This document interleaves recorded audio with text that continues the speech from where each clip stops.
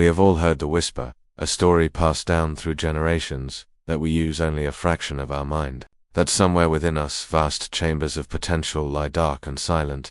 This is a comforting myth. It suggests our limitations are not our fault, that we are simply waiting for a key, but the truth is both more demanding and more beautiful. The key is not to a locked door, but to a harmony. The entire cathedral of your mind is already alive, already pulsing with energy. The question is not one of capacity, but of coordination, of symphony. The old story likely began with a simple misunderstanding. Early explorers of the brain saw two kinds of landscape, the brilliant, flashing neurons, which seemed like the stars in our inner firmament, and a vast, quiet sea of support cells, which they called gl. It was easy to see the stars as the only sources of light, to believe that only 10% of this inner universe was lit.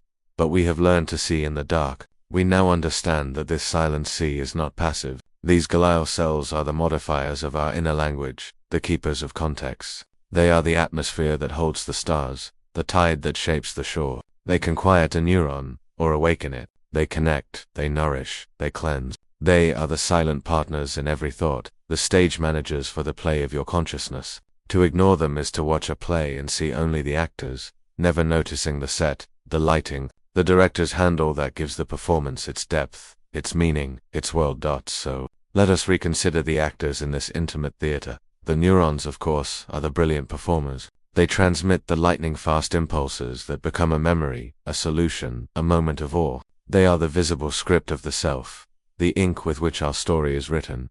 But the glial cells, they are the director, the stagehand, the very theater itself. They maintain the environment, ensuring the chemical balance is perfect for clarity. They help build the connections, the synapses where one thought meets another, where a memory is forged in the fire of experience. And with a quiet, wise intelligence, they prune away the connections that are no longer needed, refining the circuitry of our being throughout our lives. This is a profound kind of letting go, an internal autumn that makes space for new growth. It is a process not of loss, but of focus. This is the first harmony, the silent, essential dance between the neuron and its support. It is a reminder that what seems like background is often the ground of being itself, that the space between the notes is what makes the music. But there is a second, grander symphony to conduct. It is the conversation between the two hemispheres of your brain. We often speak of them as separate kingdoms. The left, a realm of logic and order, of language and linear steps. It is the part of us that builds a clock, that follows a recipe, that calculates the distance to the moon. It thrives on sequence and certainty. It is the architect, drawing straight lines on a blank page. The right, a realm of pattern and feeling, of melody and metaphor. It is the part of us that is moved by a sunset, that understands a poem without being able to explain why, that sees the whole forest, not just the trees. It swims in the waters of sensation, emotion, and the timeless present. It is the gardener, feeling the soil, sensing the weather, tending to the whole.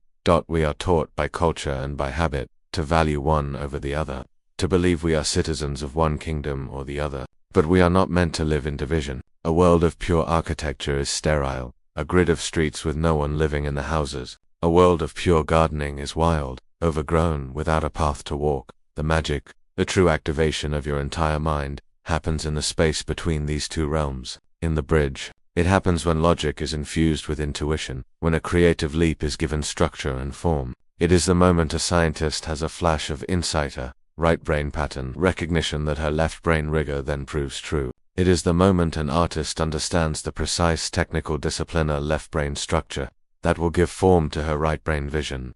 And you can invite this collaboration with the simplest of gestures. Try it now. Cross your arms, or cross your legs. Feel the subtle shift inside. This is a cross-lateral movement. It is an invitation, a gentle coaxing for the two hemispheres to dance. It is a physical prayer for wholeness. In this state, you are not just a logician or a dreamer. You are both, simultaneously. You have access to a complete toolkit for being human. You can approach a problem with analytical precision, yet understand it with a holistic grace. This is where true wisdom lives, not in knowing the answers, but in holding the questions in a mind that is wide enough to contain all their complexity. This is the state of synchronization. It is the mind, fully awaked at. For most of our lives, after a certain age, we fall into a rhythm of dominance, a slow daily waveform, oscillating between the left and the right. We spend a morning in focused, linear work, an afternoon in a diffuse creative haze, This is the natural tide of the mind, and there is a rhythm to it, a necessary poetry.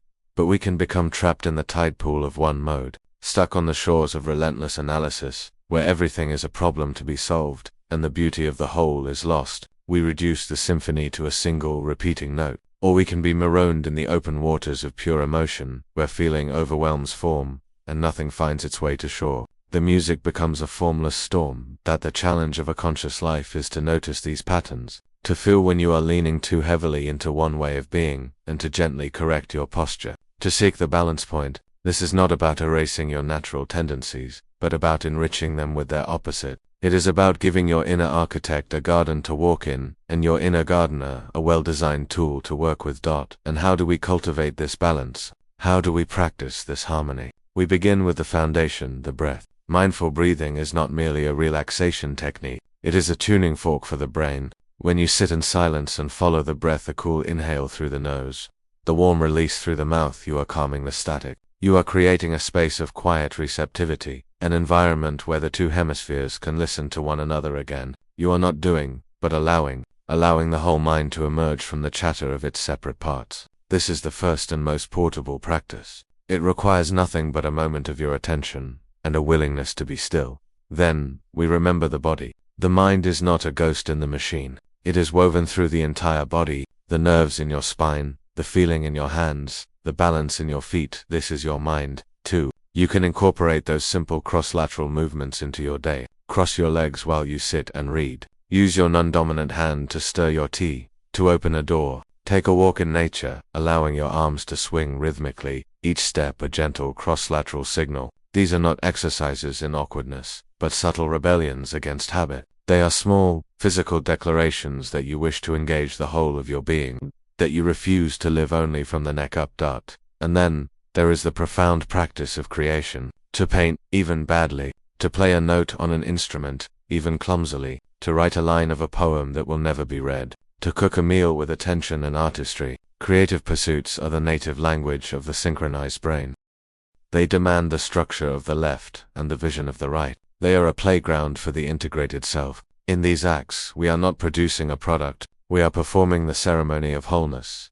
We can also engage in brain training with a new intention. The puzzles, the memory games, the strategic play of chess are not merely calisthenics for the intellect. They are invitations to think in new ways, to forge new pathways, to challenge the brain to be both critical and imaginative. They are a way to dance with complexity, to remind the mind of its own agility.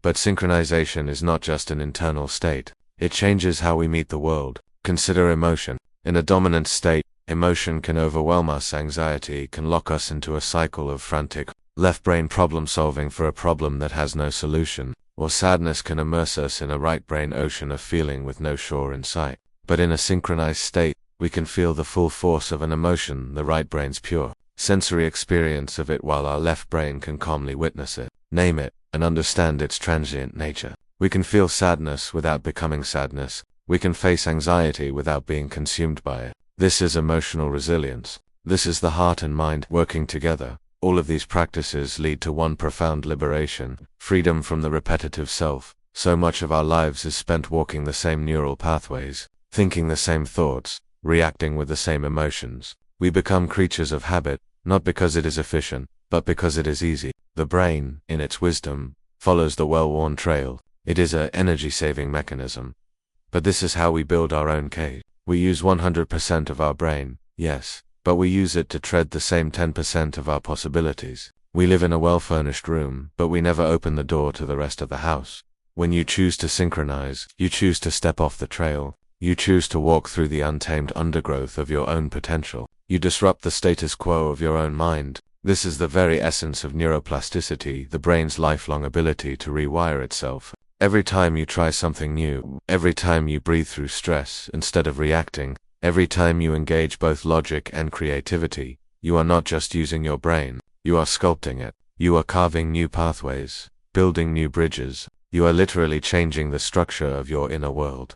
This disruption is the beginning of all transformation. It is how we find new ways of thinking, new ways of solving old problems, new ways of being in the world. It affects everything: how you listen to a friend, how you face a challenge, how you perceive the silence of a morning. A synchronized mind is a participatory mind, engaged with life as a co-creator, not a passive spectator. So, the myth is laid to rest. We do not have dormant parts of our mind waiting for a spark. We have a whole, vibrant, and powerful mind waiting for a conductor.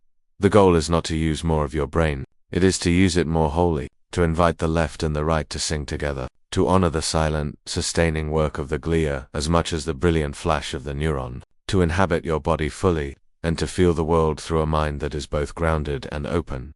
The synchronized mind is not a superpower. It is your birthright. It is the state of being fully human, fully engaged, fully alive. It is the harmony between the map and the territory, the note and the silence, the wave and the particle dot. It is the quiet realization that the key to awakening. Your mind was never about finding a missing piece. It was about listening to the whole song, and finally, courageously, adding your own voice to the chorus.